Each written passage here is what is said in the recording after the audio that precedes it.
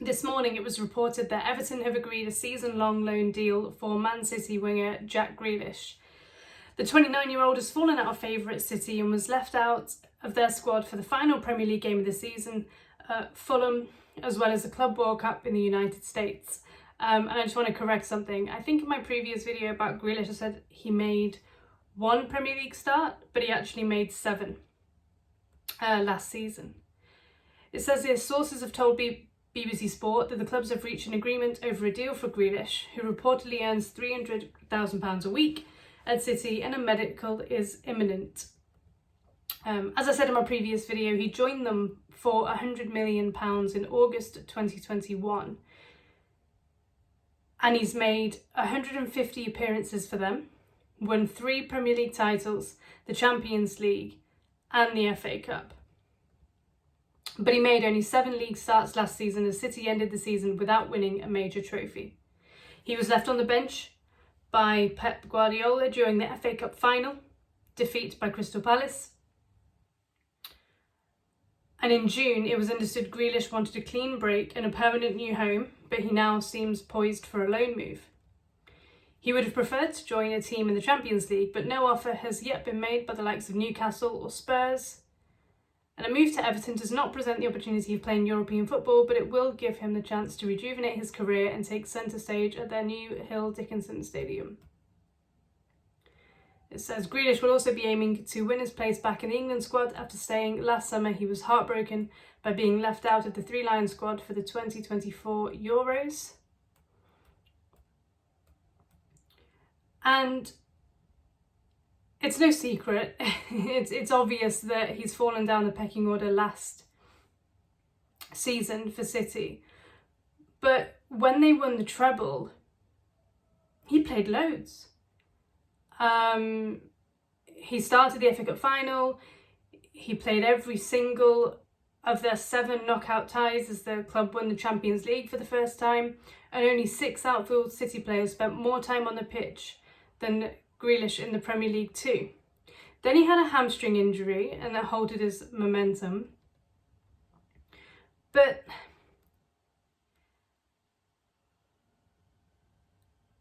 essentially it depends on how Grealish is feeling, how motivated he is to get into Thomas Tuchel's World Cup side.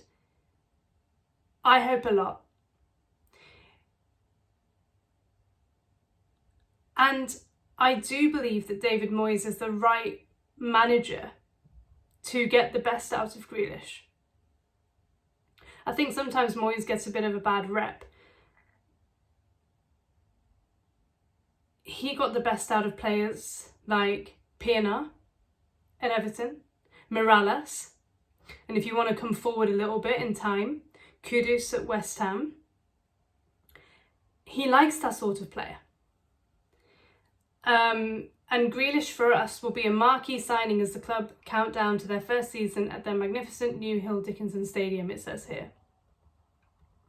The door clearly isn't closed for Grealish in terms of England because Thomas Tuchel apparently likes him.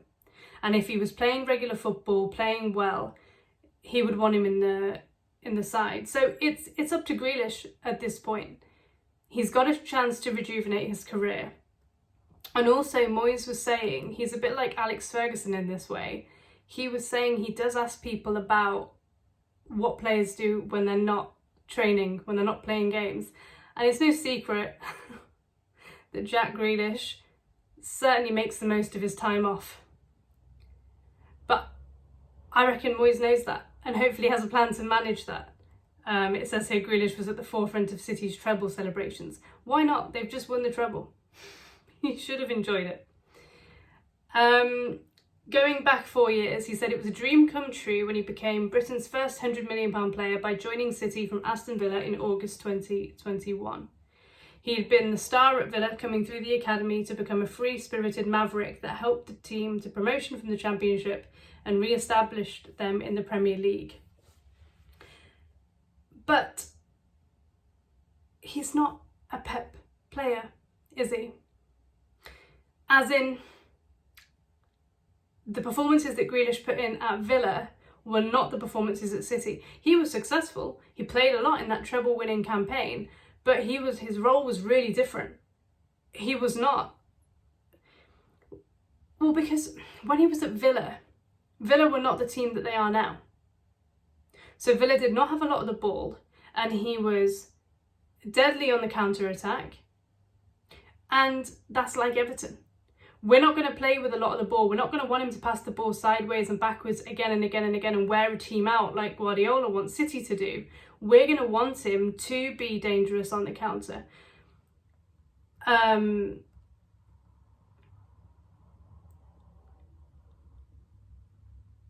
so I'm hoping it goes well. Of course, they've got Doku, who is unpredictable, and hasn't yet maybe been told what Guardiola wants from him. And I think Pep likes Doku's unpredictability. So I don't know. It could work. It might not. Like that's unfortunately the truth. Just time will tell. And it says here, finally, to end with the article, it says, there has been no public falling out between Grealish and Guardiola, but after the disappointments of the last 2 seasons, the chance to drag his career back on track with the Toffees is surely one he will relish. I hope so. Right. The final thing I wanted to say on it is the 2 times I've looked at a newspaper over the weekend, the sports section, Everton and Grealish have been on the front page. We're not normally. So it's also about raising the profile of the club. And Grealish is still the right side of 30. It's a loan signing, so it's low risk. I'd be really interested to know how much of the wages we're going to pay. But it is about raising Everton as a profile, as a club again. And for somebody like Branthwaite, would this signing not excite him? We've gone to Man City. No, we're not picking up one of their youngsters or somebody that's 33, 34 on the way out. It's somebody who Branthwaite will know well, Pickford will know well. And potentially we could have those 3 players going to the World Cup next summer.